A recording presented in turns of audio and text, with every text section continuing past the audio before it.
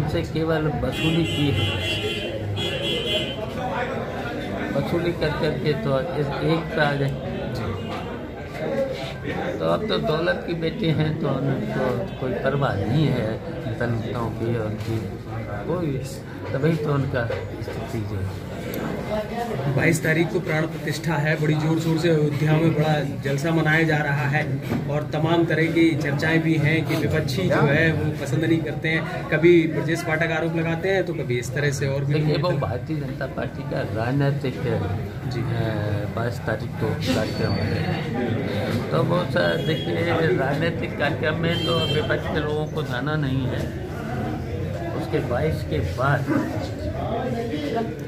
Sir चारों शंकराचार्य, अरे एक मिनट रुक जा। 22 के बाद मैं परिवार के साथ कौन है? जाइए दर्शन करें।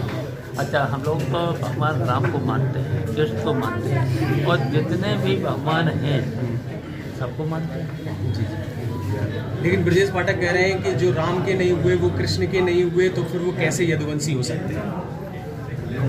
इसमें हमें सफाई थोड़ी नहीं, हम लोगों से कौन ज़्यादा भगवान को मानता है, हम लोगों से ज़्यादा कौन। ये लोग तो देखिए बस बोलते हैं विभाग चल नहीं रहे, विभाग में चल नहीं रही है, इन डिप्टी चीफ मिनिस्टर लोगों की चल नहीं रही है, स्वास्थ्य से सेवाएं वेंटिलेटर पर लाती हैं, अस्पताल में दवाएं नहीं है, और उसी तरीके से दूसरे हैं बड़बोले हैं। पहले एमपी का चुनाव हारे, फिर एमएलए का चुनाव हारे हैं जी। तो इस तरीके से देखिए ये लोग हारे हुए लोग हैं, और फिर जब आएगा चुनाव 2024 का तो फिर सामने आ जाएगा। समाजवादी पार्टी का जो प्रतिनिधिमंडल है वो राम मंदिर कब जाएगा और कितने लोग जाएंगे आपके साथ में, राष्ट्रीय अध्यक्ष जी के साथ में? 22 के बाद हम लोग मैं परिवार के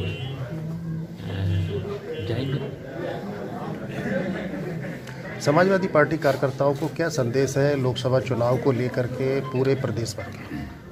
देखिए पूरे प्रदेश के लोगों को अपना संगठन के बल पर और सभी संगठन के लोगों को जिम्मेदारियां देकर सेक्टर से लेकर के बूथ तक और गांव-गांव दरवाजे जाकर अपनी समाजवादी पार्टी की नीतियों को जो काम किया है।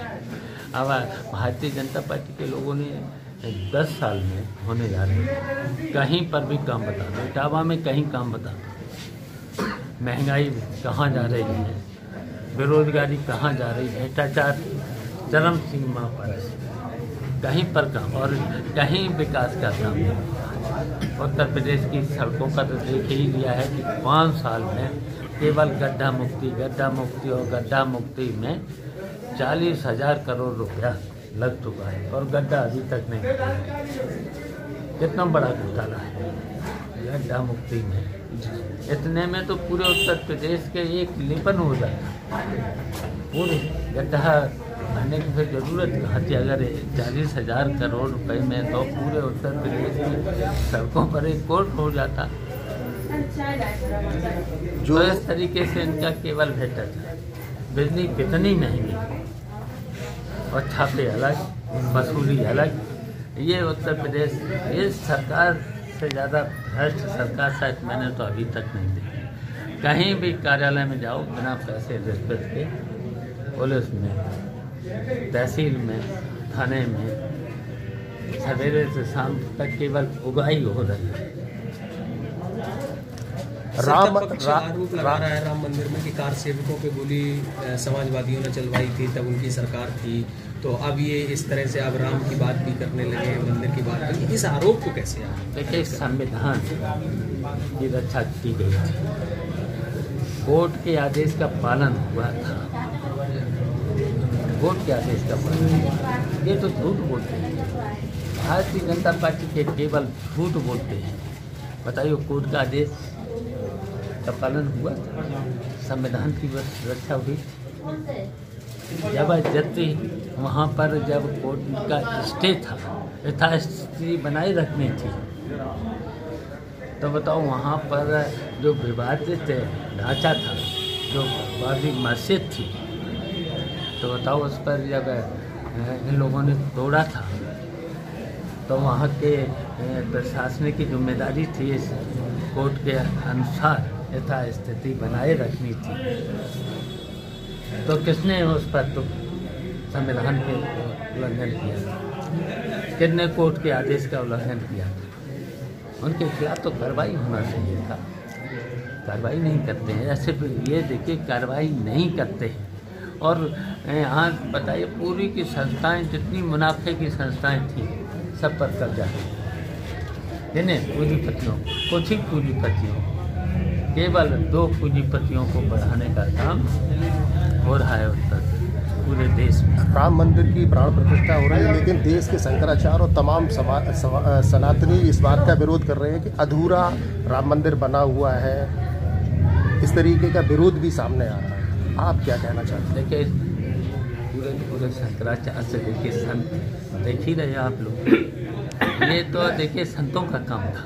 और भारतीय जनता पार्टी तो राजनीतिक वहाँ पर जो कार्यक्रम कर रही है, केवल चुनाव की दृष्टि से। ये तो संतों का काम है, आज शंकराचार्यों का काम था। क्या भारतीय जनता पार्टी के नेता पूजा पद्धति